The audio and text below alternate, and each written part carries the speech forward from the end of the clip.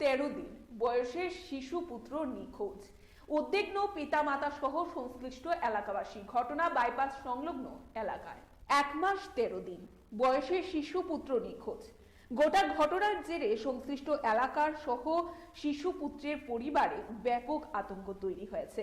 ঘটনা আগরতলা রেল স্টেশনের বাইপাস সংলগ্ন ওএনজিসির কাঞ্চনপল্লী এলাকায়। ঘটনার বিবরণ দিতে গিয়ে শিশু পুত্রটির মা পূর্ণিমা দাস দাবি করেছেন উনি কোনো একটি কাজে ঘরের বাইরে ছিলেন, কিন্তু উনার 1 মাস 13 দিনের শিশুপুত্র বিছানায় মশারির ভেতরে ছিল।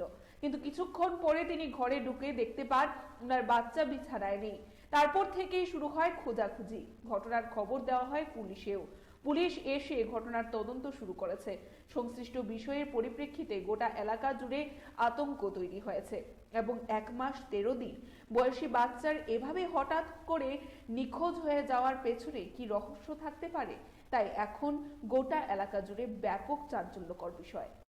আমি আমার বাচ্চাটা খাওয়াই এসে ঘুম পাতাইছি আমি বাসন দিতাম গেছি আর সেটা দেখি দুটা দরজা লাগাই গেছি, একটা দরজা একটু খোলা আসলো, একটা দরজা লাগাই গেছি আর সেটা দেখি না আমার বাচ্চা মশারিটার সামনে, বাচ্চা তো আর মশারি না। আপনার মানে কয় বাচ্চা? আমার 2টা বাচ্চা। 2 বাচ্চা মানে আপনি মানে কালকে কোন সময় দেখছেন এটা?